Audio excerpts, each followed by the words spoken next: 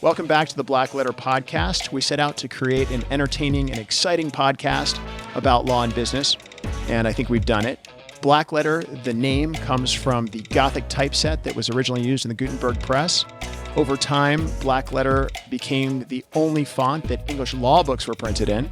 Everything else was printed in regular type. It made it harder for kind of the common person to understand what the English law book said.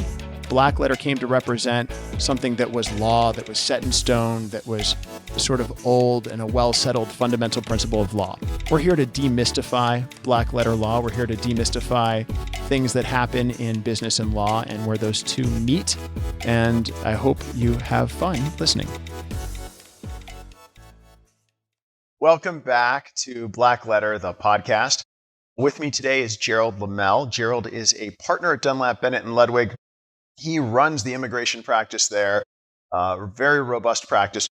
Before being a partner at Dunlap Bennett and Ludwig, he had his own practice, and before that, he was the deputy executive director of Amnesty International.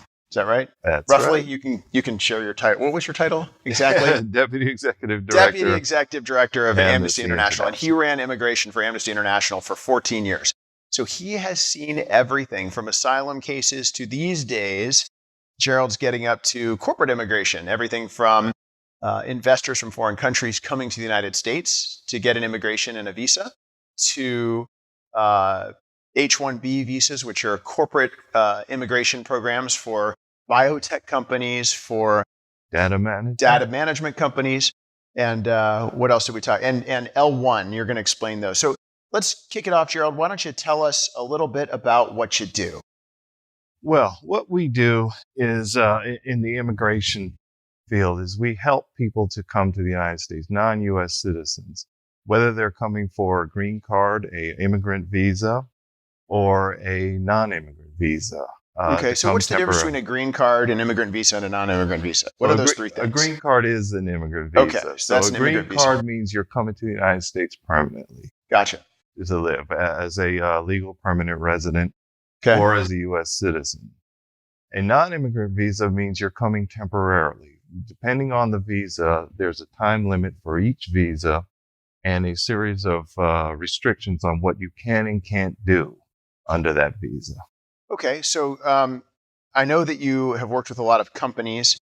We were just talking about before we started the show, a biotech company and a data management company. And so what's an example? Let's talk about what a company would need. If they are a U.S. company and they want to bring a technical expert over from another country, Sweden, India, China, the U.K., whatever.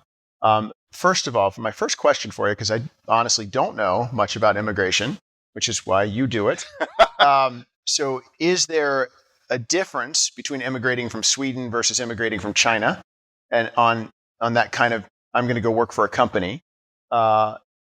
Probably, I don't know. So is there a difference? Well, does it matter? There can be. Each country has a certain quota of people that they will provide visas for.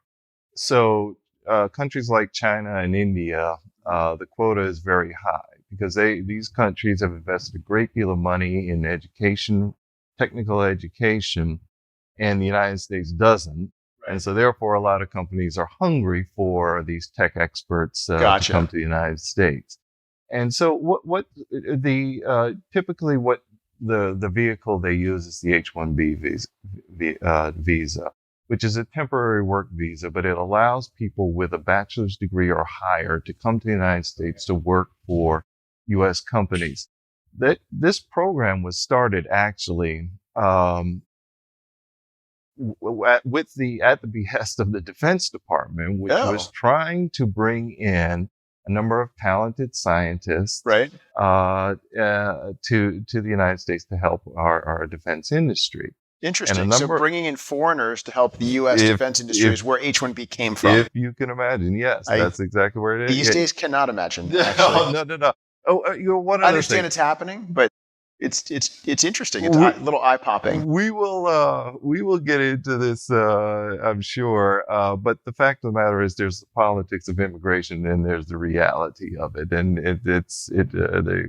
it's interesting the way it actually rolls So can I out in add a practice. third factor that I have a Please. question about? Because I don't know. I know the politics of immigration because it's on television, whether it's real news or fake news, whatever you want to call it, it's on news. Sure. So I have some sense of the politics of immigration. There's a wall thing going on. You've heard of this. But I don't know. So A, the reality of immigration versus the politics. And then, C, the rhetoric, right? Because the rhetoric is a little bit different than the actual politics itself, right? Because you have people saying things, which is the rhetoric. And then you've got the politics, the things that are actually happening at a political level and laws changing. And then you've got the reality in practical effect. How does immigration work? Sure. Can people still immigrate to the United States? I mean, it sounds like they can't. We don't want any immigrants because we're putting a wall around the whole country, right? Sure. Or a fence. I'm not clear what we're doing. Yes, you can. Yeah. You can immigrate to the United States. The important thing, one of the first things I tell every client, whether it's business, family, or whoever, one of the first things I tell them is that U.S. immigration law is designed to keep people out. The reason I say that, the first line in the Immigration and Nationality Act is the U.S. government assumes that you are trying to immigrate to the United States. Practical effect of that line is that we're going to do everything to try to keep you out. I say this in part, though, to jolt clients to a sense of reality that you can immigrate to the United States, but it's not going to be easy. You have to have your ducks in a row. You have to have your paperwork in a row. You have to have, if you get an attorney you can trust, you have to trust them and provide all the information that you can possibly provide to allow them to strategize in the best possible way.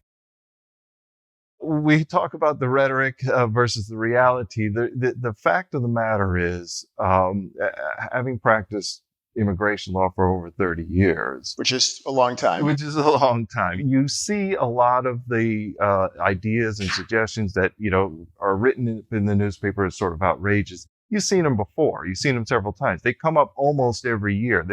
Every year since 1952, there's been some sort of debate on immigration. So this isn't new. The fact that we're having a huge immigration debate in the United States, that's not a new thing. It's not a new thing. It's been around for forever. So since the 50s at least. Absolutely. Right. Absolutely. So therefore, we most attorneys don't get excited about it. Immigration attorneys.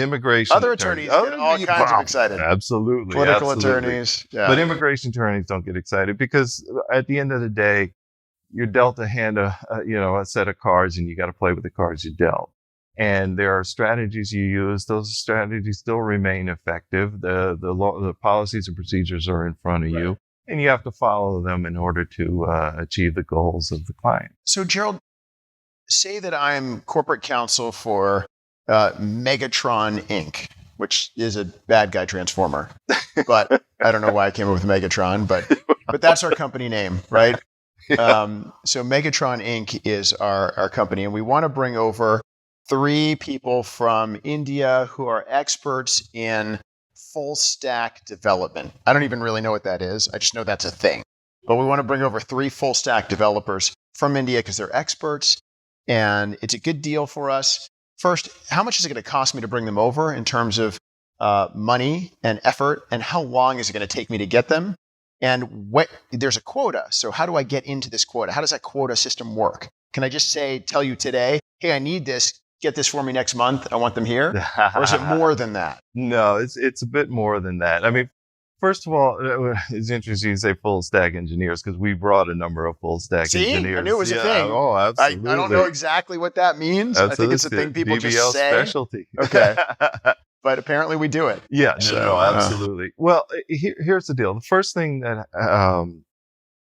you need if you're going to bring somebody over is you have to guarantee that the individual that you want to bring has a bachelor's degree. That is a specific requirement of the H-1B program.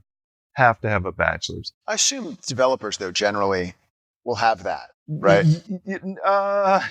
No? Not always. I mean, sometimes people do. It is possible to make up for the lack of a bachelor's in experience. If you have 10 years experience, came straight out of high school and went into the business and you've been working for a number of years, that could also make up for it. But as far as the H-1B program is concerned, a bachelor's degree is required. Okay. So once you've established that the person does have a bachelor's degree from an accredited university, then the process begins. There are 65,000 H-1B visas that are given out every year, including 20,000 masters, what they call master's caps. So those are visas. How many again? 65.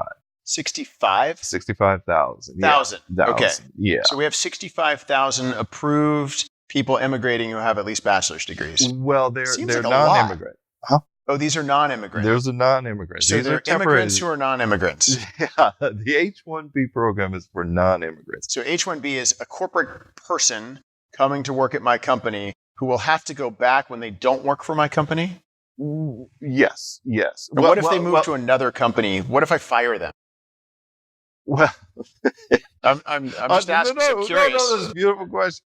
Okay, so if the H-1B program, you bring individuals. It could be a college student. It could be somebody working for another company, Gotcha. but you're bringing them to your company. You're hiring, you're sponsoring them. Okay, so you're the sponsor. So you're sponsoring their H-1B.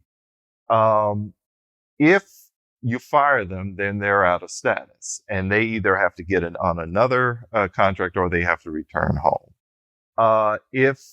Once they finish, the H-1B program is for 3 years. So after 3 years, you're able to extend for another 3. You get a total of 6, or you have to return home. Can you convert an H-1B into a green card? You can, but you have to have a sponsor. So in order to immigrate to the United States, you have to have either a family sponsor or a corporate sponsor. So when you come generally that the company knows, hey, I've got this person for 3 to 6 years at most. Then they're done. Is that generally the case? Yeah. Well, now what'll happen is if somebody comes, they're here for 6 years. Mm-hmm. The company loves them. They think that they really made a solid contribution to the company. They're excellent leadership, excellent skill set. Right. They blend well, and they want to keep them. Then they may go for an employment-based immigrant visa or the green card. So I think we have at our firm, Kayla, I think, was Panamanian and immigrated to the United States, and our firm sponsored her to become, because I know she is a U.S. citizen. Yes. She's now also an English citizen and a Panamanian citizen. She has an interesting immigration history. Sure, but she works with you, I think. Yeah, she does. So she knows immigration backwards and forwards from a personal standpoint? Yeah, and now she knows British immigration. Sure. I ask her questions about that now. So that's interesting. So tell me, so we understand H-1B visa, short summary. So with the H-1B, unfortunately with the H-1B, there's only 1 day a year that you can submit a petition. What? 1 day a year. All 65,000? For all 65,000. They go on what day is that? That is April 1st. So if you miss April 1st, you have to wait till next year. You have to wait for the following year. Now, if you are transferring or you're extending an existing H-1B, then you don't have to wait. Okay. If you're working for a nonprofit organization. So that's like tax day for immigration attorneys. April 1st is like April 15th for accountants. I don't know if you've ever walked by our office in the month of March, but it's like a pressure cooker. I think I've seen that. Yeah. Just the heat files. coming out of there. Yeah. No, it's crazy. It's a crazy time. So April 1st is key. 3 to 6 years is key. And must have a bachelor's degree or some high level of technical skill. And that is a non-immigrant, basically a temporary, get a skilled worker into your company program. That's the H-1B. Absolutely. So what is the 1L or L1? Well, I just want, last thing on the H-1B, and this is just for clients, the most important document that you're going to give me is the job description. Okay. And this is something that the Department of Labor, with the H-1B process, the first step is that you have to be certified by it's called a labor condition application that you submit to the Department of Labor. Does the company submit that? Yes. Okay, the company submits. Absolutely. Sponsor. Well, we submit it for them, but the attorney submits it for the company. Gotcha. Absolutely. But it's very important that the job descriptions that you give, you are very thoughtful and in keeping with what the Department of Labor and then ultimately USCIS will look at as a job description requiring a bachelor's degree. So is it more than full stack developer? Well, now here's the deal. Full stack developer, DOL and USCIS really don't look at the title. Gotcha. They look at the job description because the titles can say anything. Right, and it could be full stack developer to sweep our floors. There you go. And that guy doesn't get in. That guy does not get in. But if it's full stack developer to write programming code and, assemble stuff, whatever they actually develop, whatever they do, that's what you're looking for. Paragraph, detail. Absolutely, Okay. absolutely. And the other document, almost as important, but very important as well, is something called a client letter, which is where the company makes its case for bringing this person to the United States in lieu of hiring a U.S. citizen. Extremely important. So how does that work? Do they have to say there just aren't enough skilled people with this skill set here? Or is it there aren't enough skilled people at the price point? I mean, could it? No. You don't want to get into say that. Don't get into price points. Okay. So I didn't say that. No. You want to say that it's not easy to find U.S. citizens who will work in this area. When you're talking about non-immigrant visas, the H-1B, it's a little easier. DOL and USCIS are a little more lenient in understanding and letting you bring somebody in. If you're going for an employment-based green card, however, you have to prove beyond a shadow of doubt that you, first of all, tried to hire U.S. citizens and couldn't find them. And then secondly, there are none, the market for employees in that area. So this is different. This is permanent status. That's is an immigrant visa. Yeah, this isn't an H-1B now. That's not an H-1B. What's that one called? Just green card? It's an employment-based immigration visa. Gotcha. But there are different levels. So there's a level 1, which is extraordinary ability visas. Extraordinary ability green card, which interestingly, you don't have to go through the later certification process with.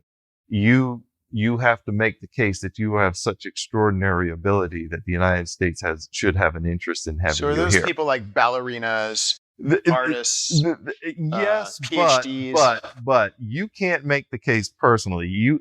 The case has to be made for you. So when I put together a petition for a employment-based extraordinary ability green card, I need as much documentation as I can get from around the world. About how famous they are. I need newspaper articles. I need references from top people in the field. I need associations talking about this person. The case has to be made externally, third party, as opposed to you asserting saying, it yourself. Yeah. Wow. Yeah. Now, interestingly, I had this wonderful organization, Sarah's Nanoscience. We had a scientist. We didn't have much internationally on, but we were able to make a very, very strong case just based on his ability. I mean, his produce, what he's written, what he's developed. So scientific articles, patents, things like that. And we succeeded in getting him an extraordinary ability visa. So that company, Ceres now has I assume PhD of some kind. Yeah, well, some highly skilled guy. Unfortunately, after we got the good news, he decided that he was going to return to India. So, it's extremely rare to get that kind of green card. We were successful, but he decided to go back to India. But still, it's a wonderful organization. They're going to keep marching on. So, what's the L something visa? You mentioned that before the show.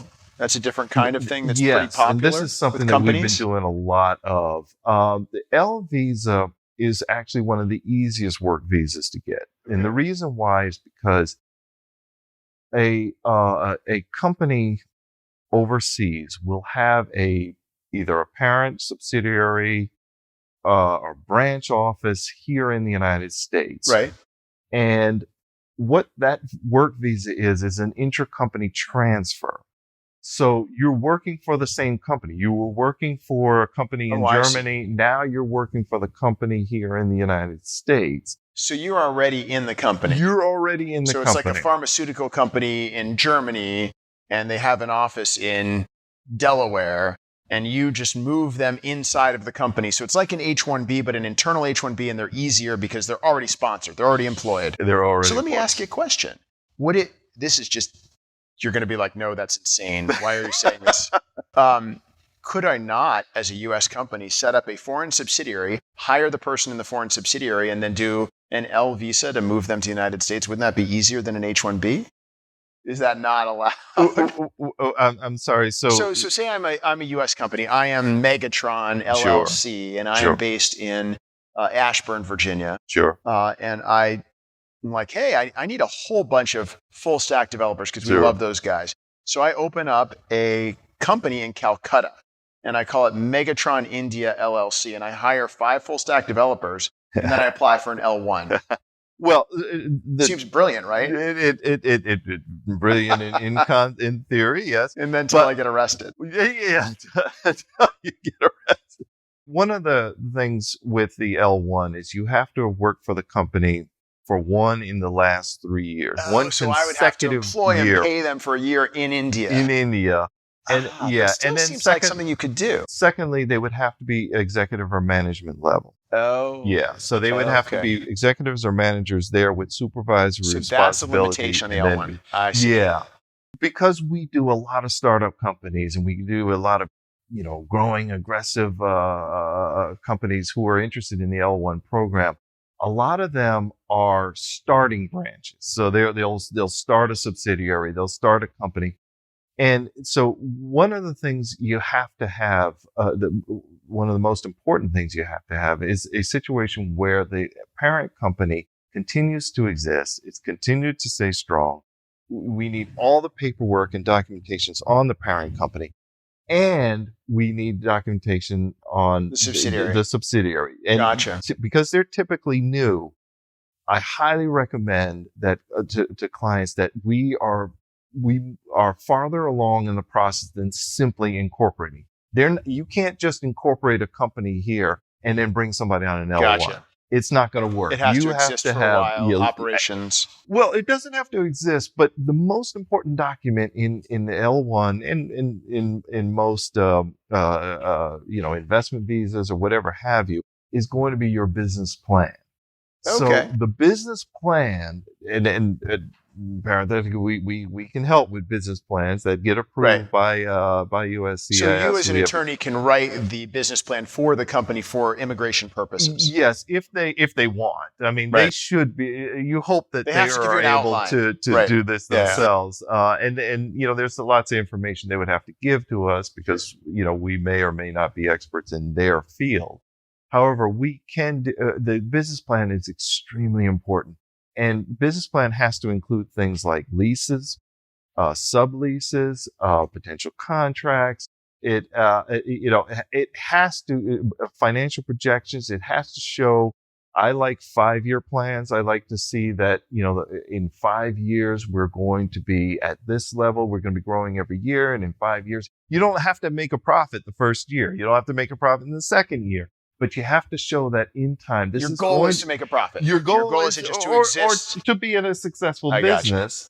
And that you have the potential to hire U.S. citizens, in numbers and whatever have you. So last big topic that I'm really curious about is you mentioned something called an investment visa. Yeah. That's different than an L1 or an L visa. What is an investment visa? How does that work? Well, there are 2 types of investment visas for that we've worked on. Okay. One is it's a treaty investor visa, which is, there are about 68 treaty countries. The U.S. has a trade treaty with certain countries. We haven't canceled all those? Well, Some are being canceled. The number's dwindling. Okay. But fair point. Investors from those countries can invest in the United States. There's no dollar limit. However, same words that I used earlier apply. The business plan has to show that you're going to have a successful business, that you're going to be able to. You can be a foreigner without a company here in the U.S., and by virtue of your business plan and investment, you can get an investment visa based on, is there a minimum dollar figure? Could I invest $10? No, not really. Here's the deal. There is no, for the e-visa, it's called e-visa. the e-visa. Okay, yeah, so for e-visa. the e-visa, there is no dollar limit. However, if you're investing below 200,000, it gets harder to justify. See. So 200,000 is really kind of the rational threshold. Yes. You've got to come in. I've actually successfully gotten a visa where the initial investment was 35,000. Wow. Yeah, but because the business plan was solid.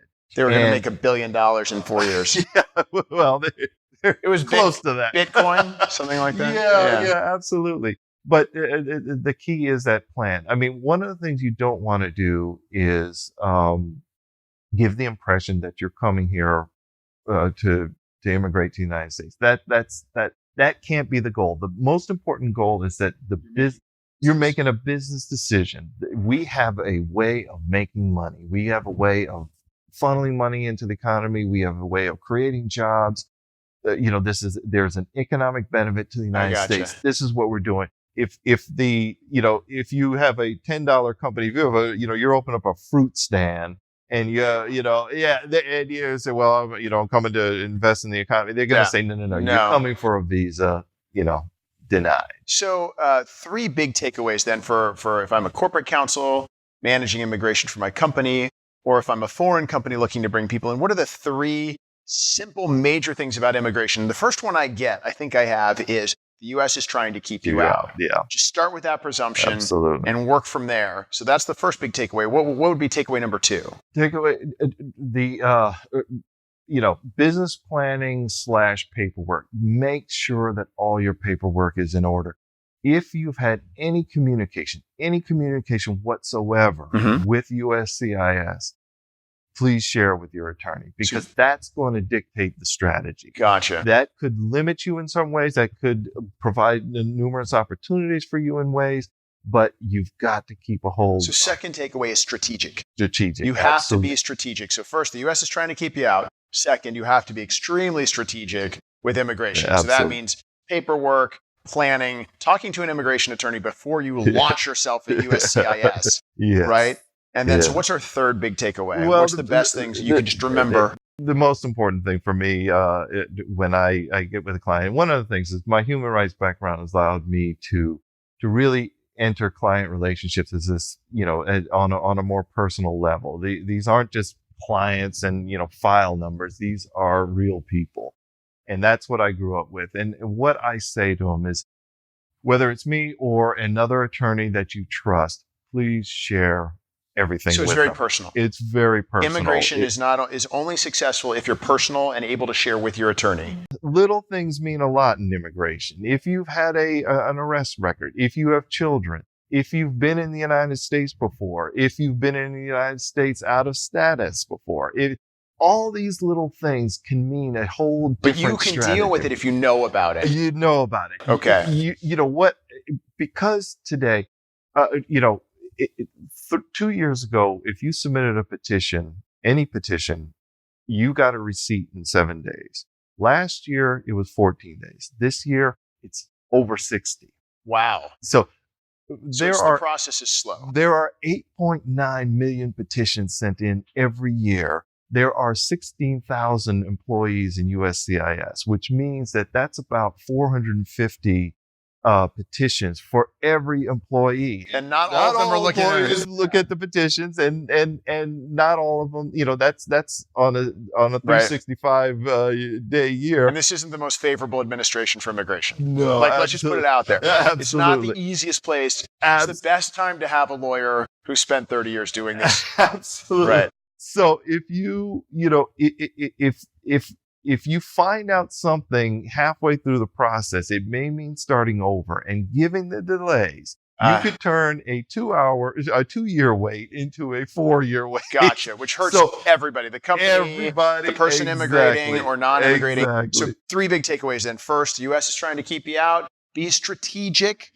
Make sure you communicate with your attorney. And third, disclose everything to your attorney or it's going to get you, it's going to bite you in the end. There you go. I think Gerald, I appreciate your time. Thank you for coming on. Thank you for tuning into BlackLetter podcast with Gerald LeMelle. Download us from your favorite website, iTunes, Google Play, wherever you get your podcasts from. And we'll see you next time on the next episode of the BlackLetter podcast. Thanks, Gerald. Thank you, Tom. Yeah. Appreciate it. That's all for today's episode of BlackLetter. Thanks again for listening. Join us next time when we talk about more BlackLetter issues in creative ways. Make sure you subscribe to the podcast on iTunes and Google Play so you never miss an episode. And to catch us on video, check out our website at blackletterstudios.com.